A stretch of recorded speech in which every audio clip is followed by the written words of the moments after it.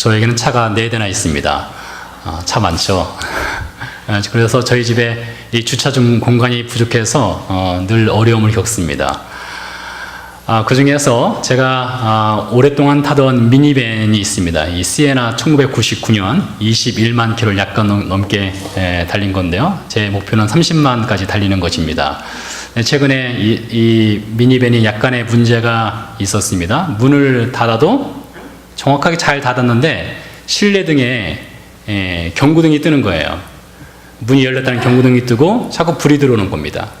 주행 중에도 그렇고 주차를 해도 그렇습니다. 근데 문제는 이 경고등만 들어오는 것이 아니라 경고등이 들어오니까 이 배터리가 쉽게 방전이 되는 그런 문제까지 발생을 했습니다. 그래서 어떡하나 여러 가지를 찾아봤어요. 이 도어락이 잘게 센서가 문제 있는 것 같아서 문제를 찾아보니까 해결 방법이 여러 가지가 있더라고요. 그 중에서 저는 가장 간단한 해결 방법을 선택해서 쉽게 해결을 했습니다. 실내등의 전구를 빼버리면 되더라고요. 실내등의 위에 있는 전구, 아래에 있는 전구를 다 빼버렸습니다. 빼버렸더니 표시등은 뜨지만 전구는 켜지지 않으니까 문제가 깔끔하게 사라졌습니다. 운전을 해보시는 분들은 잘 아시겠지만 야간 운전을 할 때 실내등에 불이 켜 있으면 운전에 방해가 됩니다. 자동차 내부가 환하기 때문에 오히려 밖이 잘 보이지 않는 경우가 있죠. 그런 문제로 인해서라도 제가 실내등을 빼야만 했습니다. 근데 그 자동차 이 도어락 작은 문제지만 이거 하나 해결하면서 저한테 아주 큰 깨달음, 교훈이 있었습니다. 제 앞길, 제가 가고자 하는 인생길이 너무나 밝고 환하면 오히려 봐야 될 것을 보지 못할 수도 있겠구나, 이런 생각이 들었습니다. 사람이 인생을 계획을 합니다. 저도 인생을 계획하며 살아가는 사람입니다. 올해 공부를 어디까지 마치고 언제쯤 논문을 마쳐서 이제 학교도 졸업을 해야 되겠다, 인생의 계획을 세웁니다. 목회에도 계획이 있습니다. 가정에도 계획이 있습니다. 여러 가지 계획을 세워가면서 인생 계획에 따라서 살아가려고 노력을 합니다. 근데 그 인생 계획이 너무나 세밀하고 너무나 분명해서 분명히 이쪽 길로 가면 잘 될 거야, 성공할 거야 라고 해서 마치 자동차 실내등이 밝은 것처럼 내 인생길이 너무 밝으면은 정말로 나를 인도하시고 우리를 인도하시는 하나님이 보여주시는 그 불빛이 오히려 희미하게 잘 보이지 않을 수도 있겠구나, 이런 생각을 해보았습니다. 여러분 어떻습니까? 우리 인생길을 살아가면서 여러분 인생 계획하는 것 밝게 환하게 잘 보일 수가 있습니다. 그러나 오히려 그로 인해서 하나님이 보여주시고자 하시는 그 불빛, 그 길이 잘 보이지 않을 수 있다는 것입니다. 사도행전 28장입니다. 지난 2016년 1월 첫째 주를 시작으로 오늘까지 81번째를 하고 있고, 아마 다음 주나 다다음 주면은 이제 사도행전을 우리가 다 마치게 될 것 같은데요. 사도행전 27장을 함께 숙고하고 공부해 오고 말씀을 전하면서 제 개인적으로 깨달은 것은 바로 그것입니다. 제 가는 앞길이 너무 밝아서는 안 되겠다, 이것입니다. 왜 그런가 하면 사도행전에 등장하는 큰 두 인물이 있습니다. 한 인물은 베드로입니다. 또 다른 인물은 바울입니다. 베드로는 사도행전 1장에서 12장까지 주인공 역할을 합니다. 13장부터 28장까지는 바울이 주인공 역할을 합니다. 이 두 인물 다 정말 대단한 인물이죠. 베드로는 예수님의 수제자가 아닙니까? 바울은 당대 최고의 지식인이었습니다. 그들의 능력과 그들의 경험으로 인생을 살아가는데 충분한 능력이 있는 사람들입니다. 인정받은 사람들이었습니다. 그런데 사도행전 1장부터 27장까지를 쭉 읽고 묵상하고 숙고해 오는 동안에 깨달은 것은 그들의 인생길이 그렇게 환하고 밝아서 스스로 뭔가 할 수 있는 능력이 충분히 있었음에도 불구하고 그들은 자신의 길이 아니라, 그들의 길이 아니라 하나님께서 보여주시는 길만 따라갔다는 것입니다. 그래서 사도행전의 기록은 사실 복잡하고 많은 이야기들이 있겠지만 가장 중요하고 핵심적인 내용은 인생은 하나님이 보여주시는 길을 따라갈 때 가장 올바르고 가장 행복한 길을 걸어간다는 것입니다. 바로 베드로와 바울이 그렇게 살았습니다. 광고 말씀드린 것처럼 어제 텃밭을 우리 서상규 지사님하고 저하고 이제 갖고 왔는데요. 설사님께서 어제 밭을 가는 기계를 갖고 오셨어요. 그렇게 크지 않은 기계입니다. 근데 그게 굉장한 힘을 발휘하더라고요. 제가 삽질을 해가지고 텃밭을 한번 좀 갈아엎으려고 했을 때는 얼마나 힘들었는지, 힘드니까 사람이 짜증나고 화가 나잖아요. 예, 제 본성이 드러나더라고요. 근데 이 밭을 가는 기계는 쉽더라고요. 그래서 밭을 가는 기계를 갖고 오셔서 그것을 시동을 걸으셨어요. 제가 그것을 한번 운전을 해보고 싶었습니다. 삽질보다 훨씬 나으니까요. 그래서 제가 그것을 들고 핸들을 잡고 제가 움직이려는데 이게 안 가는 거예요. 제 마음대로요. 제 마음대로 안 가고 이게 속도가 갑자기 앞으로 가니까 제가 넘어질 뻔했습니다. 그랬더니 서상규 목사님께서 저한테 이 말씀하셨어요. 목사님, 핸들만 잡고 계시면 됩니다. 핸들만 잘 잡고 계시면 이 로터리가 이게 굴러가면서 알아서 앞으로 향해 가니까 핸들만 잘 붙잡고 있으세요 라고 했어요. 그래서 제가 핸들만 잘 붙잡고 있으려다가 핸들을 놨습니다. 놓고 삽을 들었습니다. 아무래도 저는 이 디지털보다는 아날로그더라고요. 네, 삽질을 하는 게 낫겠더라고요. 그래서 저는 삽을 들고 골을 팠습니다. 골 파다가 이게 손을 약간 다쳐가지고요. 약간 까졌습니다. 역시 일 못한 사람은 그래요. 근데 그것을 통해서 제가 또 하나를 배웠어요. 설사님께서 저한테 목사님 핸들만 잡으면 됩니다. 그러면 바퀴가 알아서 앞으로 잘 나갑니다. 네, 그렇습니다. 우리 인생은 그래요. 우리 인생의 핸들만 잘 잡고 있으면은 하나님께서 우리 인생을 이끌어가는 겁니다. 기기가 나를 이끌어가는 거예요. 기기가. 그런 것처럼 우리가 핸들만 잘 잡고 있으면 하나님께서 우리 인생길을 안내해 간다는 것입니다. 바로 베드로도 그렇게 살았고 바울도 그렇게 살았습니다. 그래서 이 사도행전을 통해서 우리가 배울 수 있는 것, 내 인생의 사도행전은 어떤 것이냐? 우리 인생의 사도행전은 어떤 것이냐? 하나님의 인도하심에 우리를 온전히 맡기는 것입니다. 그러면 성령께서 알아서 우리를 인도해 주신다는 것입니다. 그렇다고 해서 성령께 우리 인생을 맡긴다고 해가지고 우리에게 인생에 아무런 계획도 없이 무생각, 무계획으로 살아가고 성령님 알아서 하세요. 이러면 될까요? 사실은 그렇지 않습니다. 오늘 바울이 지금 로마로 가는 여정 중에 있습니다. 이 바울의 기록인 사도행전 13장에서 28장 중에서 로마로 가는 여정에 관련된 기록이 자그마치 8장이나 됩니다. 8장. 그러니까 상당 분량을 로마로 가는 여정을 기록을 하고 있는 거예요. 그 로마로 가는 여정을 기록하고 있는데 이 바울이 로마로 가기 위해서 그동안 많은 애를 썼습니다. 계획을 세웠습니다. 로마서 1장 9절 말씀 보니까 바울이 로마로 가기 전에 편지를 쓰고 그들을 위해서 늘 기도한다고 증언을 합니다. 제가 읽어드리겠습니다. 내가 그의 아들의 복음 안에서 내가 심령으로 섬기는 하나님이 나의 증인이 되시거니와 항상 내 기도에 쉬지 않고 너희를 말한다. 바울이 로마로 가기 전에 이미 로마로 가고자 하는 꿈을 꿨어요.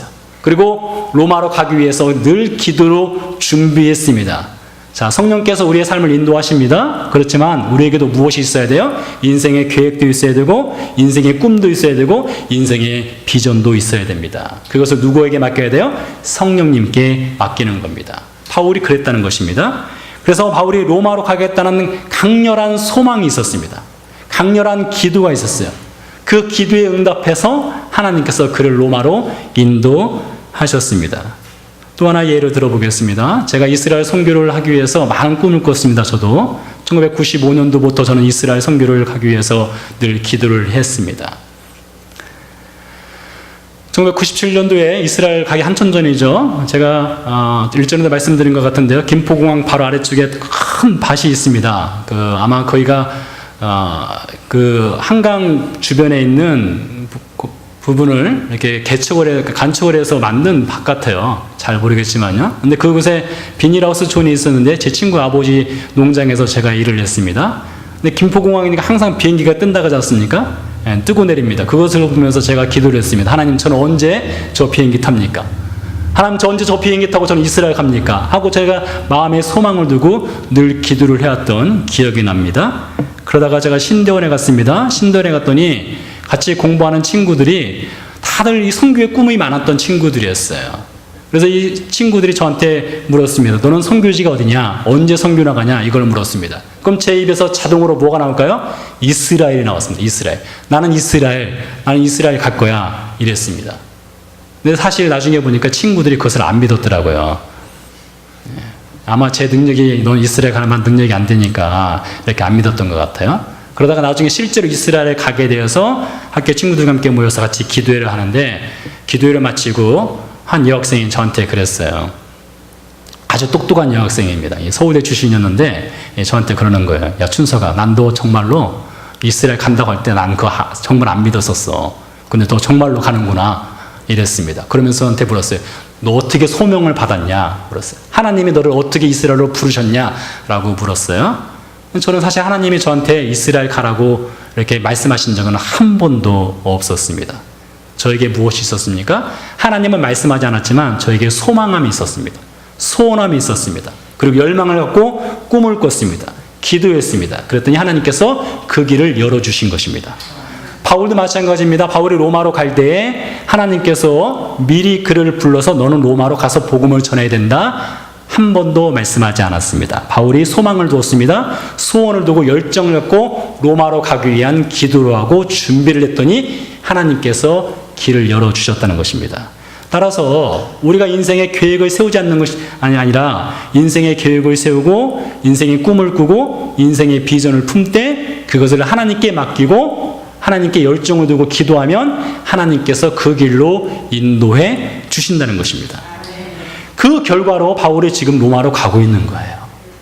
바울이 로마로 가는 일정이 기록된 사도행전 21장부터 우리가 쭉 살펴봤지만 참 험난한 일정이었습니다. 예루살렘에 갔다가 체포당했습니다. 죽을 위기에 처했습니다. 가이사랴에 가서 2년 동안 구금되었습니다.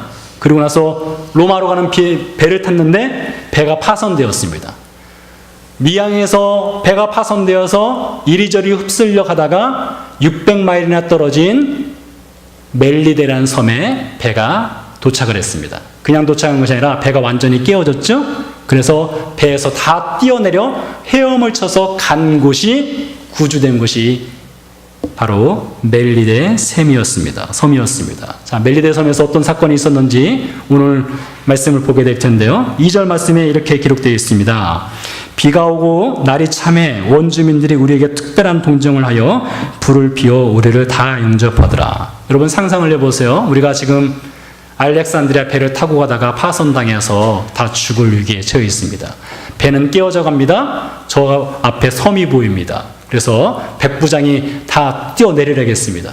살기 위해서 뛰어내리려겠습니다. 이 중에는 헤엄을 잘 치시는 분이 계십니다. 아마 우리 박선자 집사님은 수영 선수급이 될 거예요. 수영 잘하신다고 들었어요. 제초도 수영을 참 잘합니다. 제초는 수영을 느리게 하는 걸 잘합니다. 빨리 가는 것보다는 굉장히 속도가 느립니다. 거북이처럼.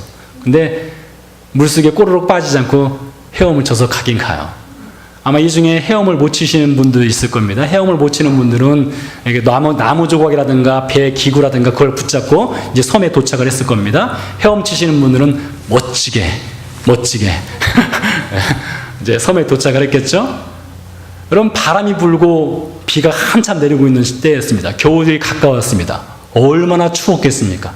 섬에 도착했을 때 다 오들오들 떨고 있었지 않겠습니까? 지금 그런 상황입니다. 그런 상황에 있었을 때 멜리데 섬 주민들이 와서 그들에게 비를 피할 수 있는 곳으로 그들을 인도해서 모닥불을 피워줬습니다.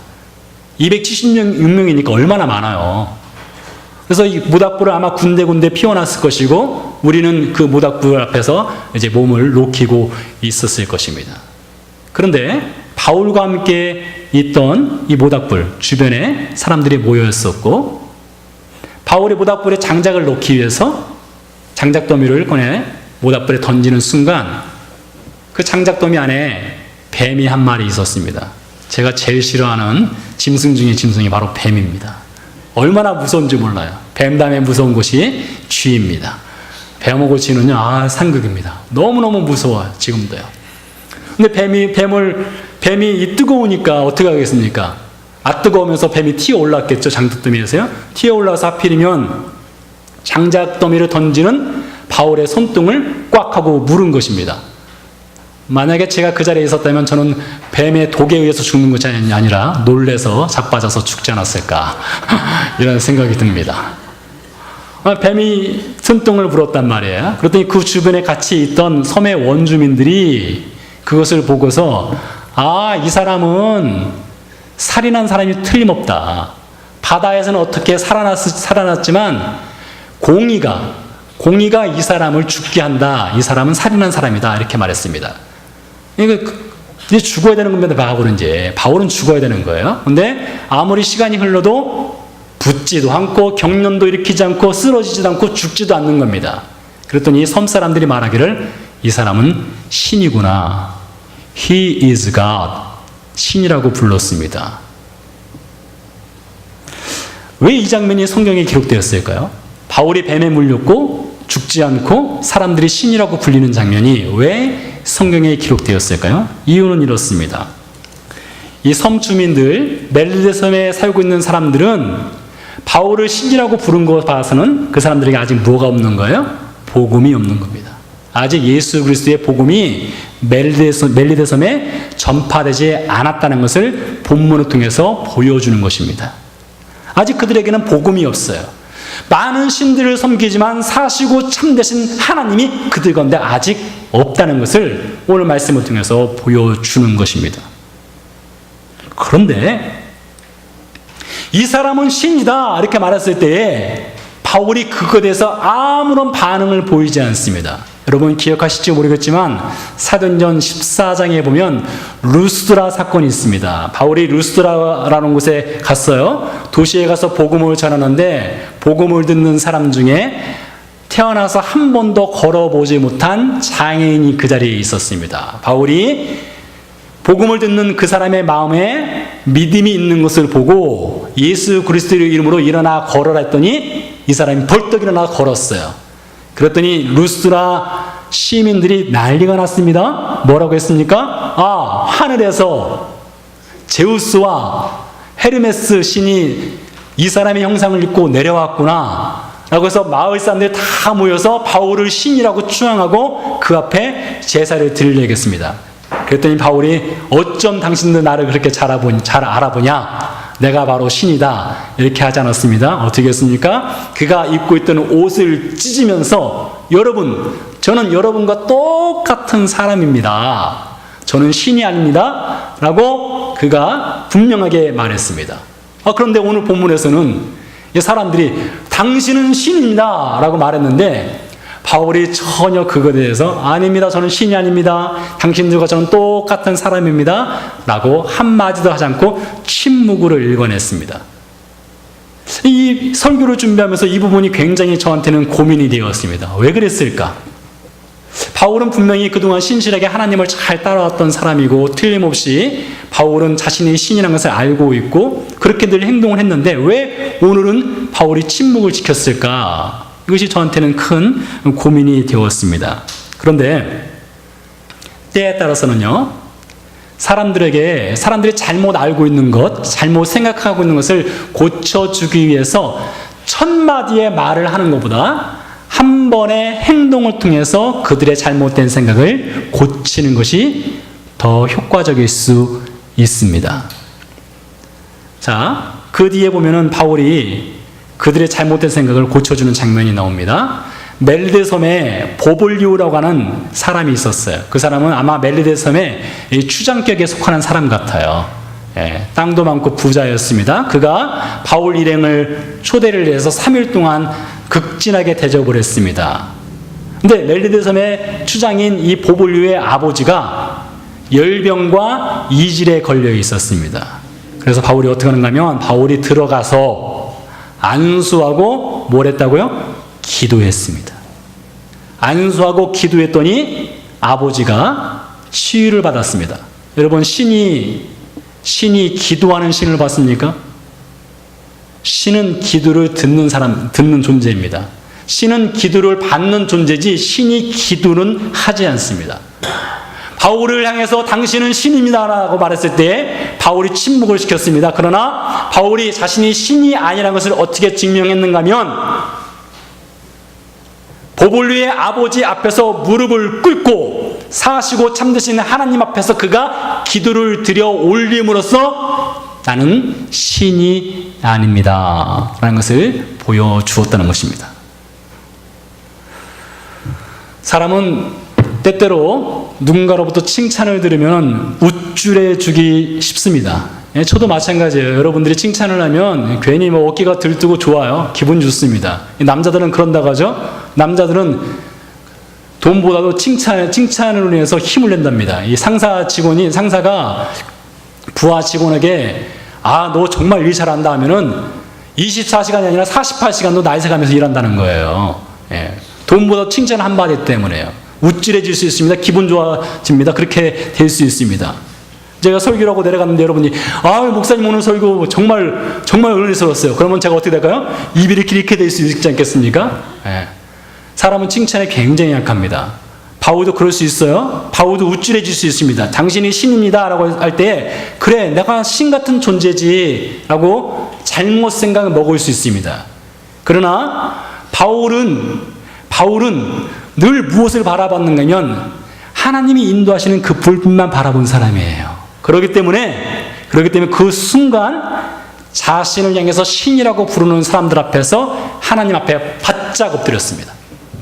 하나님 앞에 바짝 엎드려서 하나님께 두 손을 들고 기도를 드린 사람이에요. 그래서 스스로가 신이 아니라는 것을 보여주었습니다.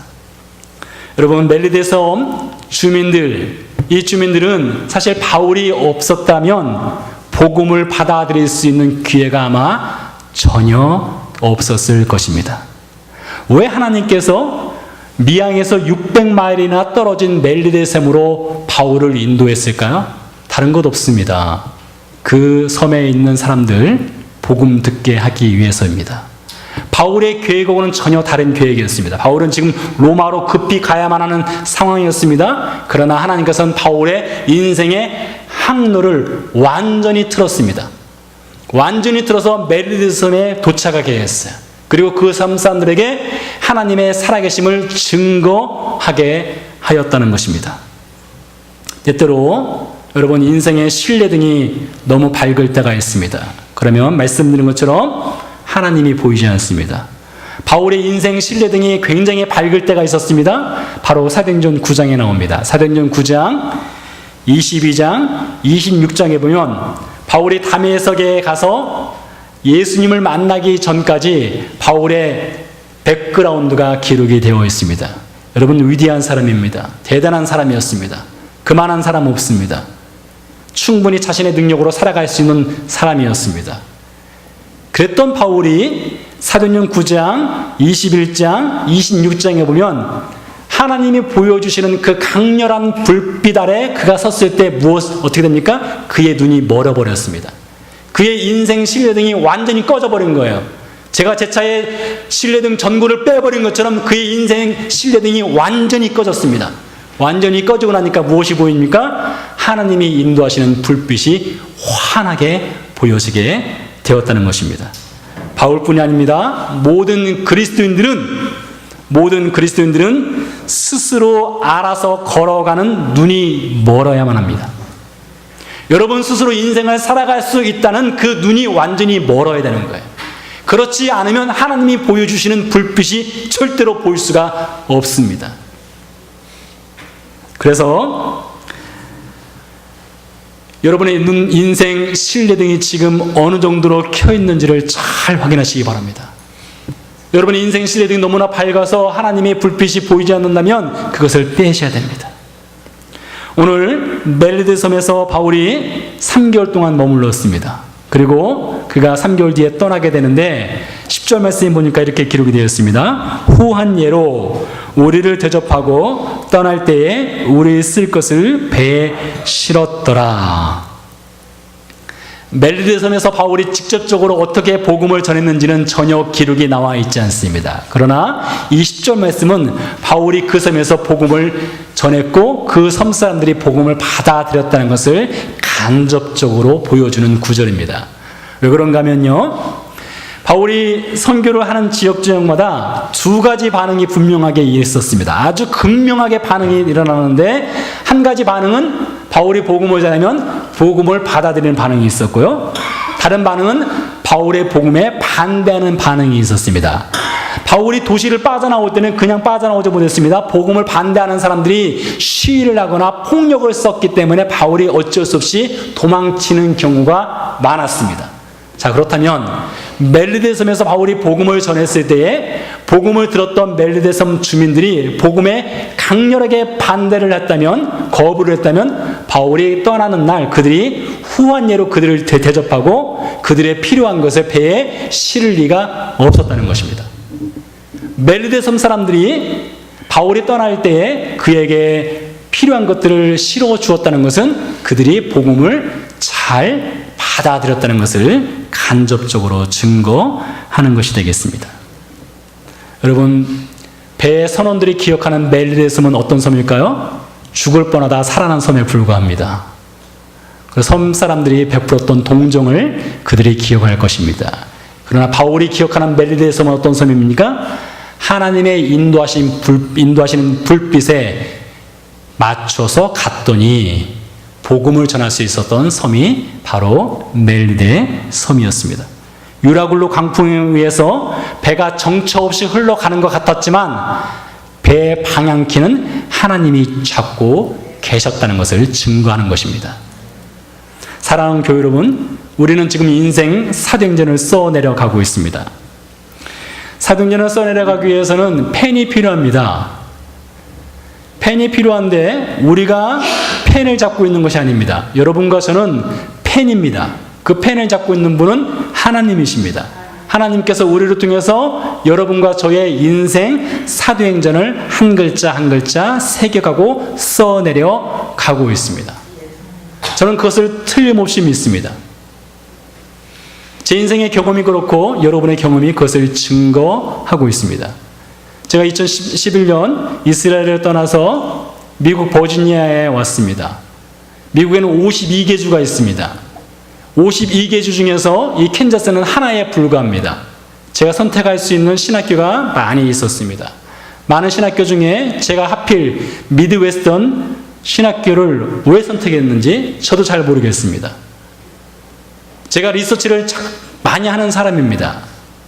제가 갈 수 있는 신학교, 그 주변에 있는 교회 상황, 모든 것을 제가 사실 여러 번 리서치를 했습니다. 어느 곳에 가면 교회 사역지가 교회 사역을 할 수 있는 기회가 많은지, 그리고 어느 학교를 가는 것이 저한테 더 유리한지를 여러 번 서치를 했습니다.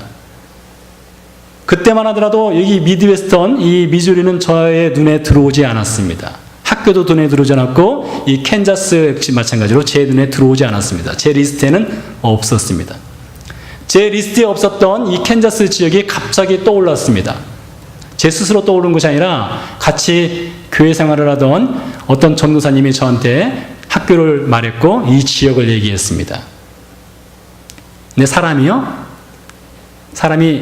이 듣는 것이 참 중요한데요. 그때 제가 잘못 들은 겁니다. 그 전도사님 저한테 얘기를 했을 때 제가 좋은 정보를 들었어야 되는데 좋은 정보를 들은 것이 아니었습니다.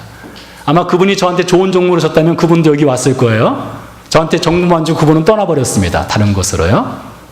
그래서 저는 그분의 이야기를 듣고 제가 다시 한번 여기를 서치해 보니까 그렇게 썩 좋지 않았어요. 그런데 사람이 한번 듣고 나니까요, 이상하게 마음이 갑니다. 제가 살고 있었던 곳과 이곳을 비교해 보니까 이곳이 훨씬 좋더라고요. 훨씬 사역의 기회가 많았을 것 같더라고요.